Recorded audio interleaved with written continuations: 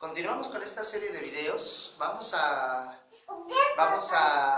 hablar ahora de otras precisiones importantes que deberás de conocer para el trabajo en la fenomenología. Ya con anterioridad he hablado un poco de la intencionalidad. La verdad es que el tema de intencionalidad es vasto, es muy amplio. El tema de intencionalidad en realidad es un tema que da para toda una materia. Lamentablemente por el formato y por la situación la cual estamos atravesando, bueno, pues no se puede ampliar más. Sin embargo, debes de tener muy claro esto. La intencionalidad, como muchas ya suponen, tiene mucho que ver con el objetivo real, de alguna manera, que yo pretendo en una acción. Como te comentaba, no existe un acto humano tonto o absurdo. Todos los actos humanos tienen un porqué, están intencionados, pero no se entiende intencionalidad como la última intención, como la intención, pues la intencionalidad es un concepto mucho más amplio que en el video pasado ya referí. Y ya lo referí porque te decía, tiene que ver no solamente con la intención que yo le agrego a la experiencia, sino que también tiene que ver con también la creación, la formación de mi campo, de mi universo, con lo que ya hemos hablado con anterioridad respecto a este autor, Edmund Husserl, creador, por cierto, del método fenomenológico. Bien, te sigo hablando de algunas precisiones, el noema y la noesis. ¿Qué hay que saber del noema y la noesis? Bueno, para ahondar un poco en el tema noema-noesis, yo te sugiero que vayas a tus notas de la licenciatura, si es que eres psicóloga, o que indagues al respecto de este punto de la comunicación humana. Existe un autor llamado Paul Václavic. Paul Václavic enunció 5 axiomas de la comunicación. El primero de ellos menciona que no existe la no comunicación. Toda la vida estamos comunicando. El segundo es el que me interesa platicarte. En el segundo axioma de la comunicación, Paul Václavic menciona que toda comunicación tiene 2 niveles. Primero, contenido, y segundo, relación. El contenido corresponde a lo que se dice, a lo que se comunica, ¿vale? Es decir, todo lo que te estoy platicando en estos videos son contenidos. Sin embargo, hay algo que califica el contenido, dice Paul Václavic en ese segundo axioma de la comunicación. La comunicación tiene 2 niveles. El primero es contenido y el segundo es de relación, donde la relación califica al contenido y sigue más adelante y dice, y con toda relación que califica el contenido es un metamensaje. Pero bueno, eso es harina de otro costal, un tema bastante interesante, bastante apasionante, y bueno, que yo te sugiero lo revises, lo veas, aunque no es quizás tema focal de tu maestría, sí es un tema indirecto que hay que entender y comprender a la perfección por esta cuestión del noema y de la noesis. Es decir, fíjate, entonces, ¿qué quiere decir Paul Václavic antes de entrar a noema-noesis? ¿Qué quiere decir Paul Václavic respecto a este contenido y relación? Bien, el contenido es, como ya te platico, todo lo que se dice, y la relación es cómo se dice. Tú sabes, y me imagino que has tenido experiencias en donde ya sospechas de ciertas cosas, no por lo que te dicen, sino el cómo te lo dicen, ¿vale? Si hay alguien que te pretende, quizás no te diga que te pretende, pero el cómo te dice lo que te dice, eso, o cómo te ve incluso, ¿no? Eso es lo que dices, bueno, este algo quiere, algo más que una amistad, por ejemplo, esta persona quiere tal cosa, X, oye, porque todo acto humano es un acto de comunicación. Entonces, ese es el contenido, la relación, el cómo. Bien, entonces, el que yo te diga algo, mucho influye el cómo te lo diga, ¿vale? Puedes decirme que te caigo muy bien, pero en esto que tú me dices, que te caigo muy bien, está agregado cierto matiz, quizás hostil, y no te creo. Eso es fundamental para nosotros los terapeutas, porque debemos de ser expertos en cachar esa relación. Es decir, mi paciente me dice, estoy feliz, estoy plena con mi actual pareja. De acuerdo, estás feliz, estás plena, pero algo de lo que me dices y cómo me lo dices no cuadra. Algo de lo que me estás comunicando pareciera no tener mucho sentido, mucha lógica. Entonces, ¿qué está pasando? Bueno, pues es un asunto de relación, ¿vale? Entonces, bueno, eso lo cité a partir de empezar a revisar estos dos puntos, el noema y la noesis. El noema corresponde al qué de la comunicación, ¿sale? El noema es el qué y la noesis es el cómo, ¿vale? Yo me imagino que en tu formación hasta ahorita te han preguntado que para abrir un tema tienes que preguntar el qué y el cómo. El qué corresponde al noema y el noema es en realidad el contenido. ¿Qué me está diciendo? Me está diciendo que en su vida el paciente me platica, en mi vida pasan muchas cosas, me dice X, Y, Z y Z', y el cómo es lo que va a calificar al primero, al noema, es decir, la noesis califica al noema, es decir, es la forma en cómo me lo dice. El cómo tiene el matiz emocional. Obviamente, recuerda, no podemos escindir el matiz del contenido del matiz emocional. Es lo mismo, es una unidad. Sin embargo, para fines prácticos, para fines didácticos, déjame decirlo así, nos vemos forzados a hacer esta separación de el matiz del contenido y el matiz de la relación. Entonces, en el noema se dice, se vierten todas las cosas que se tengan que vertir. Y en la noesis es el cómo se vierte, es el matiz afectivo, emocional, que va a calificar al primero. Para pronto, no es lo que te digan, sino es cómo te lo dicen. Es fundamental para ti como terapeuta que puedas captar la emoción, puedas captar, cachar y sentir sobre todo esta noema y noesis para saber de qué me está hablando.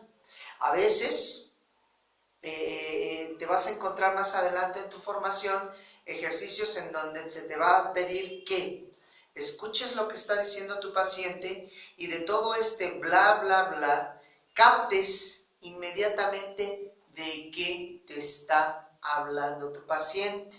En ocasiones, y yo siempre sugiero, niñas, no lo hagan en casa, pero siempre sugiero que hagan ejercicios, que se permitan experimentar para poder aprender. Todos hacemos, todos los que queremos aprender y los que seguimos en este camino, a veces hacemos estos experimentos.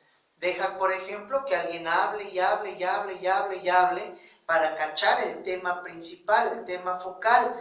Y eso se logra gracias a palpar, a sentir al otro. Es decir, a escuchar y cachar estas noesis que el discurso propio del paciente nos puede ofertar. Entonces, este término es muy interesante, es muy importante tomarlo en cuenta. Llevamos pues para ir contextualizando el mundo de la fenomenología algunos puntos importantísimos. Cito, el primero es el mundo vivido, es decir, el mundo que hemos creado, que es el concepto, pero no creamos conceptos, vivimos nuestros conceptos. A partir de ahí debemos de tener en cuenta que esta forma de vivir el concepto es a partir de una transferencia constante de significados. No puede ser de otra manera. Hay una cosa y esa cosa la significo. Se dice que entonces vivimos en un mundo significado. Eso quiere decir que yo ya le he atribuido ciertas características a mi campo, organismo, entorno, y que por lo tanto esas características matizan todo mi entorno, todo mi universo, para que yo pueda, ¿qué? Pues habitarlo, y habitarlo en la forma en como yo necesito habitarlo, ¿sale? A veces muchas personas pueden admirarse de cómo es que una mujer u hombre tolera a su pareja, que le hace ver su suerte, que le hace mil cosas, y te preguntas, bueno, ¿y cómo es que lo hacen? Y lejos de cómo lo hacen, como que ¿para qué? ¿Para qué te pones y te sometes a tolerar a ciertas personas? La respuesta yace posiblemente en determinar este último concepto que acabamos de ver, que es la intencionalidad. Es decir, pues no es la gratis, aquella que se ufane y diga, es que yo sí sé por qué, porque es bien tonta o porque no le cae el 20, etcétera, etcétera, creo que estaría incurriendo en un gravísimo error. ¿Por qué? Porque ningún acto humano, recuerda, es tonto, es absurdo, está intencionado, es dirigido hacia algo en específico. Por último, para ir viendo, para ir acotando estos temas que estamos viendo, emerge entonces el noema y la noesis. Entonces, en todo este quehacer intencionado que tenemos los seres humanos, lo vamos comunicando, pues, lo vamos experienciando. Vamos experienciando nuestro tendernos a, experienciamos el mundo en el cual vivimos, y hay que tener en cuenta que dentro de esta experiencia emergen contenidos y los calificamos. Entonces el noema y la noesis son aspectos fundamentales del trabajo en la terapia, porque por un lado, como te digo, hay contenidos, pero esos contenidos no son contenidos vagos, contenidos al aire. Estos contenidos en realidad son contenidos calificados, contenidos con matizados, déjame decirlo así, matizados con un carácter emocional, afectivo, el cual obviamente cambia el curso de una conversación, de un acto, etcétera, etcétera. Entonces, son dos puntos que debemos de tomar mucha precisión. Por otro lado, desde el principio de la maestría te han dicho, pregunta qué y cómo. El preguntar qué y cómo es fundamental. Lamentablemente no debes de preguntar qué y cómo. Es decir, sí, pero no de esta manera. No debes de preguntar qué y cómo de esta forma. Deberás de preguntar qué y cómo con la creatividad que te puede distinguir, ¿vale? Entonces, para abrir un tema, primero tenemos que enterarnos pues, de qué nos está hablando, noema. Por eso abrimos el noema. Ese añadido son dos partes aisladas, añadido tiene una noesis. Es decir, me dice mi paciente que ya está fastidiada de la cuarentena, del confinamiento por el COVID, y entonces ese es un contenido que si lo voy abriendo, también lo voy palpando y voy enterándome cómo es su experiencia de estar fastidiada y a qué se refiere, etcétera, etcétera, y emerge una intencionalidad. Es decir, dice Martin Heidegger, emerge el ser. Quiere decir que emerge lo que hay atrás de su discurso que está fastidiado. ¿Vale? Bien, entonces espero que quede claro el noema y la noesis.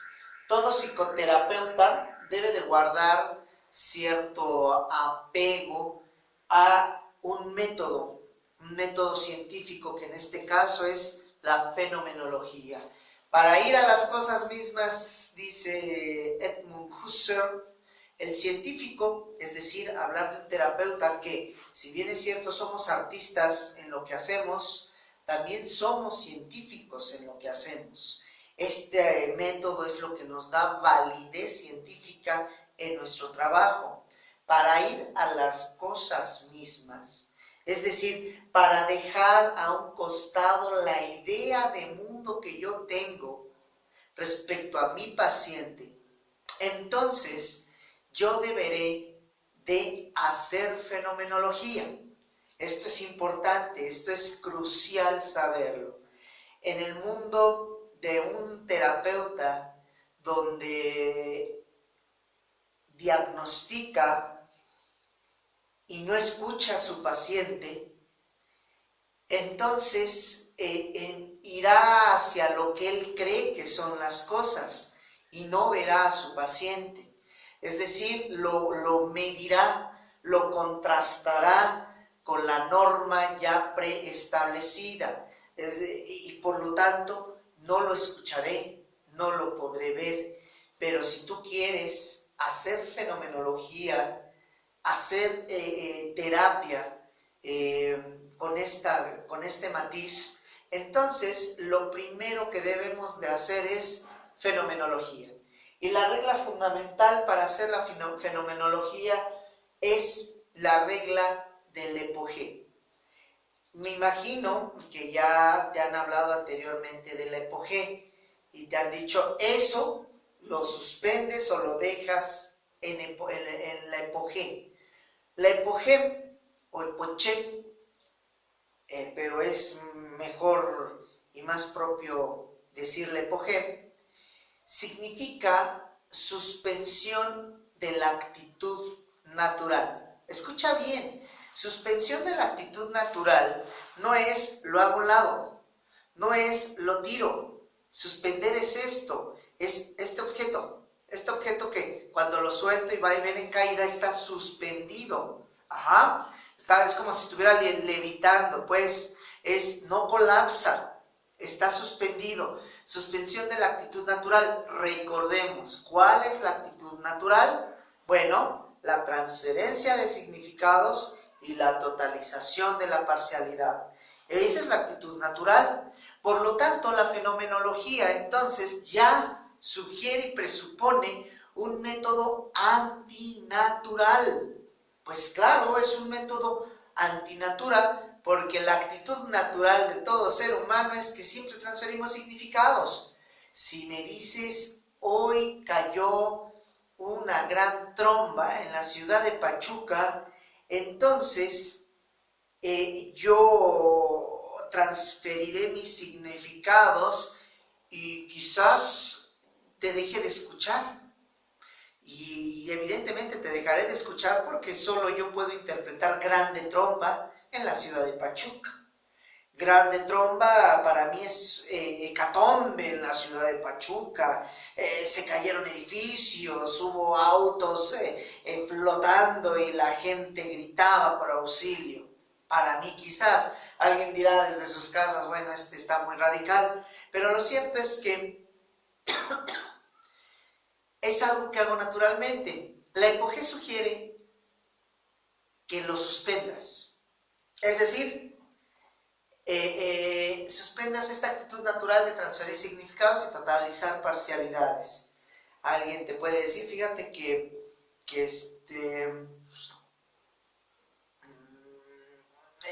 me he sentido muy agobiado, tengo mucho nerviosismo y en mi nerviosismo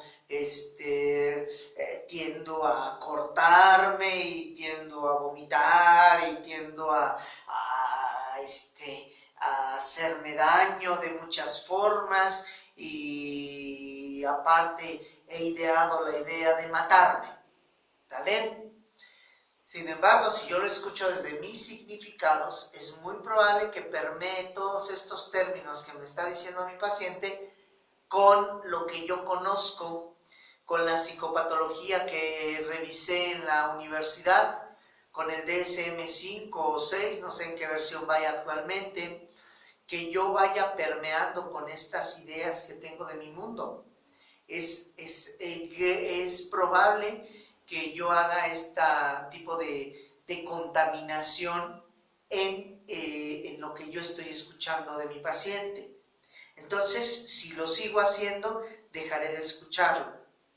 Pero si hago la EPOGEE, entonces la elemental es, si yo suspendo un significado, entonces quedo en un punto de total ignorancia. Es decir, yo no sé. Se reitera en tu antología la actitud fenomenológica. La actitud fenomenológica es la del no saber. Si yo auténticamente no sé, entonces, por naturaleza, quiero saber. Tendré ansiedad por saber y tendré curiosidad por enterarme. Un niño pequeño, en serio, no sabe. Y entonces ve el mundo con asombro y curiosidad porque quiere saber. Sin embargo, en el mundo terminado, en el mundo reduccionista, en el mundo de las posibilidades limitadas, en el mundo normal en el cual estamos instaurados, nosotros ya sabemos. Los psicólogos ya saben qué tienen sus pacientes y ya saben cuál es su remedio. Los médicos ya saben perfectamente qué tienen sus pacientes también. Y verdaderamente no hay quien les pueda refutar. De que lo saben, lo saben. Sin embargo, si te ahondas un poco más en el mundo de la complejidad, que por cierto en el Drive mandé ahí un texto de complejidad de Edgar Morin y mandé también un librillo que su maestro Ricardo, el doctor Ricardo Arreola, en su momento nos compartió, Señor Dios soy Ana. Podrás ver ciertos puntos muy interesantes. La ignorancia, la auténtica ignorancia hace que algo nos importe. Entonces, no es tan difícil, fíjate. Es simple y sencillamente aceptar una contundente realidad. No lo sabes todo. Y podrás tener maestrías, doctorados, postdoctorados, podrás tener los estudios avalados por el Centro Intergaláctico de Estudios Fenomenológicos Existenciales e incluso tendrás el abrazo divino, pero pese a eso, no lo sabes todo. Y qué bueno que así sea, ¿eh? Qué bueno que así sea, porque entonces esto despierta la urgencia de saber. Cuando tú haces EPOGEE, entonces es un trabajo interno de reconocer que, uno, desde donde yo te estoy escuchando, esa es mi experiencia, eso soy yo. Si alguien viene y me dice lo que te acabo de comentar de una persona que dice que se quiere matar, que vomita y que no quiere saber nada de nada si yo lo escucho desde mi perspectiva, podré decir, quizás está deprimido. Quizás está deprimido e incluso tiene una ideación suicida. No quiere decir que se vaya a suicidar, solo tiene una ideación suicida. Sin embargo, el que esté deprimido, el que tenga la ideación, no quiere decir que así sea la experiencia. Quizás sí, quizás sea una parte de esta experiencia y tenga mucha razón, está deprimido y piensa en matarse, pero hay algo más. Si yo reconozco que eso que digo soy yo, eso que digo, lo digo por mi experiencia, por mi contacto previo con la psicopatología, por mi contacto previo en el mundo de la psicología, en la psicología clínica, en la psicología de la salud, en la psicología cognitivo-conductual, como así tengo la experiencia de haber contactado en una especialidad con esto. Entonces sabré que en realidad no solo te digo, no solo eso soy yo, sino que hay un misterio ahí y que la verdad es que no lo sé todo y por lo tanto ignoro de qué me está hablando. Muy seguramente sí está deprimido, pero también hay algo más ahí. Entonces lo interesante de esto es, para hacer la epogés, reconocer que no lo sé, reconocer que ignoro de qué me está hablando. Cuando me dice azul, yo no sé de qué azul está hablando y es más, no sé si me está hablando de un color. Entonces, para no infringir en atrocidades y en diatrogenias terapéuticas, tenemos que hacer un epogé. Tenemos que suspender esa transferencia de los significados que sin lugar a duda es materia de oro, para más adelante empezar a hacer, uno, mis preguntas y dos, para empezar a hacer mis aproximaciones fenomenológicas, es decir, mis impresiones, ¿sale? No es material de desecho, al contrario, es material de oro que te va a dar la posibilidad de poder, como te digo, hacer mis preguntas. Entonces, para ir a las cosas mismas, hago epogé. Segundo punto, debo tener en cuenta un término que viene ahí en plantología que se llama la horizontalización. Es decir, de lo que te hable el paciente, todos los puntos de los cuales trabajes con tu paciente, todo lo que te hable, es decir, si llega y te dice, fíjate que el plumogis tal por cual, pero en realidad te vengo a hablar de mi hermanito y te vengo a hablar de mi papá, ¿vale? El plumogis es su papá, es su hermanito, es de lo que te viene a hablar. Evidentemente no hay un tema central, ¿vale? Es decir, el paciente te habla de todo, pero la ruta que tú sigas, por eso dice en la regla de la horizontalización, dice, démosle el mismo valor a todos los contenidos que te vierte el paciente en la terapia. Sí, claro, porque de lo que te venga a hablar, solo te habla de una sola cosa. Es decir, ejemplificaré con un pequeño esquema, aquí en esta pizarra. El tema central, como ya lo puedas distinguir, pues está aquí, ¿no? Este es el tema central. Este tema central tiene a su vez n cantidad de aspectos de los cuales te viene a platicar tu paciente. Entonces te viene a decir que hoy llovió, que la cuarentena ya es más de 40, ya no es una cuarentena, ya es algo más, que el gobierno miente, que se me hace que inventan, que esto es muy real y que hay un drama, que la gente no entiende y no deja de salir de casa, que el lero cantilero ya nos castigaron en Hidalgo por andar saliendo, que a la gente le importa poco, que ya no alcanza, que ya te pidieron que pagaras tu colegiatura, para colmo tus clases son en línea. De lo que me hable el paciente, me habla del tema central. Entonces, por eso en la horizontalización lo que yo voy a darle es un valor igual a todos los temas, ¿sale? Porque tema que yo siga, tema que yo esté horadando, voy a llegar al punto focal o al tema central. Entonces, por el tema que tú abras la sesión, llegarás al tema focal o central. Es importante tomar en cuenta porque he escuchado en algunas sesiones donde algunos terapeutas, su paciente le comenta un tema aparentemente sin importancia y de repente el terapeuta le dice, bueno, y luego ahí cuéntame algo más, ¿no? Como si eso no importara. Eso importa mucho, y por lo tanto en esta regla es importante darle el valor que requiere a cada uno de los puntos focales que te está hablando tu paciente. Porque por donde vayas explorando, vas a llegar al tema central. Entonces, debemos de tomar en cuenta estos dos puntos para ir a las cosas mismas. 3 reducciones: la reducción fenomenológica, reducción deítica y la reducción trascendental. La reducción fenomenológica es hacer este trabajo de Pogé, suspender mi actitud natural, darle esta importancia a cada punto que me cuenta mi paciente y preguntar qué y cómo.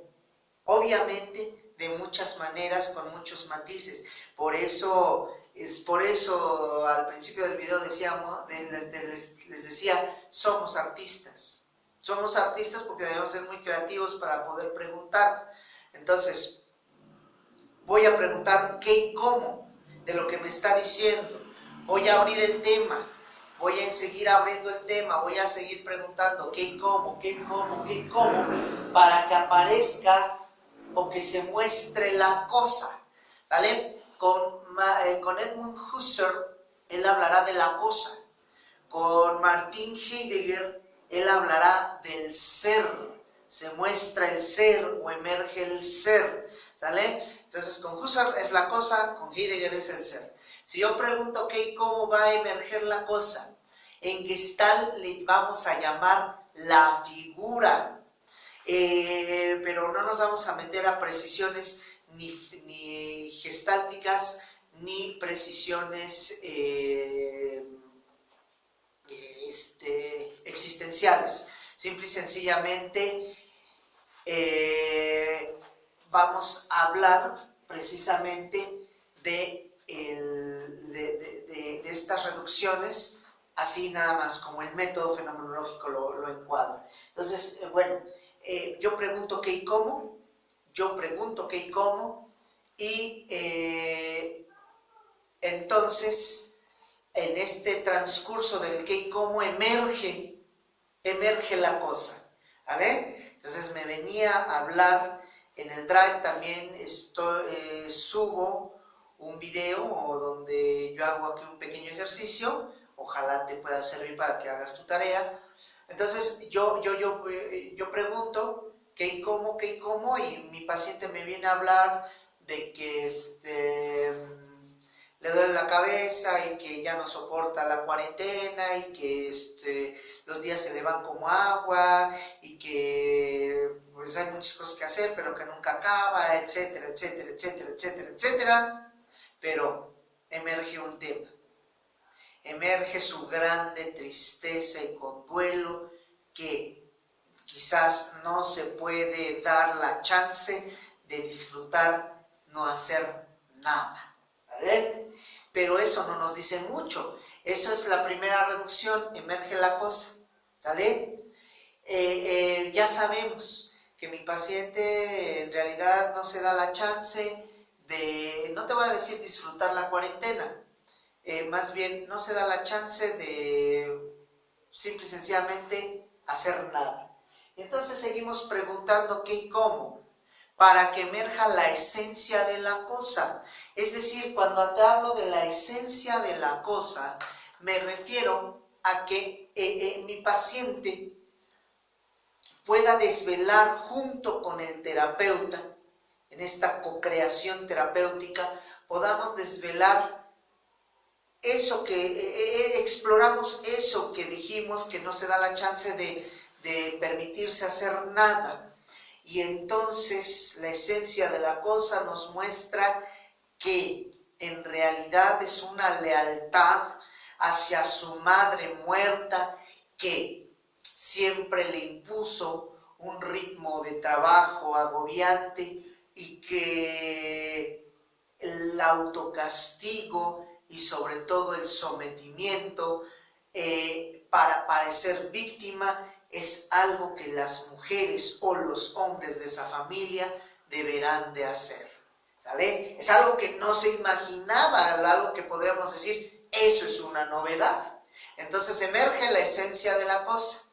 ¿Y qué pasa cuando emerge la esencia de la cosa? Bueno, por último, en la reducción trascendental, dice, te conviertes en la cosa y la examinas desde diferentes posturas. No es la materia, sin embargo, una de las finalidades de la terapia Gestalt, evidentemente también de la psicoterapia, de la terapia existencial, es asumir. Es decir, descubro que soy un autocastigándome y que toda la vida tengo que estar haciendo algo. No lo cambio, no intento cambiarlo.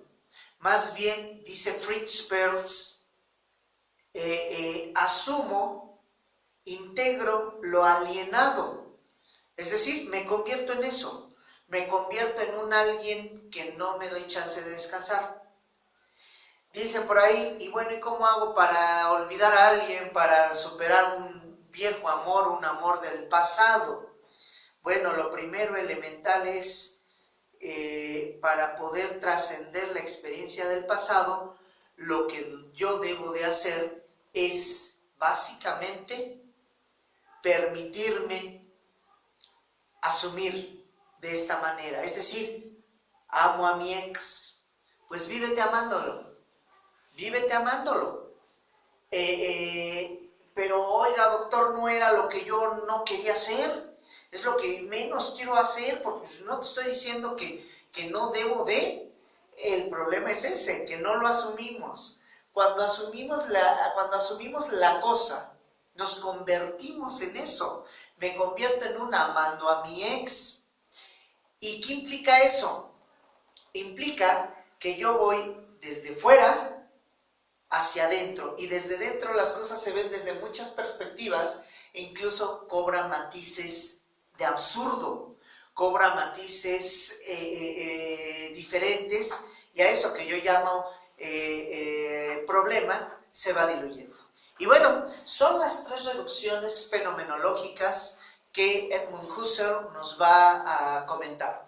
Finalmente, el método pareciera muy sencillo, sin embargo, date la chance de empezar a analizarlo, y recuerda, la clave fundamental es generar un epogé y empezar a indagar el qué y el cómo. ¿Cómo lo hagas? Eso deberás de tener grande creatividad.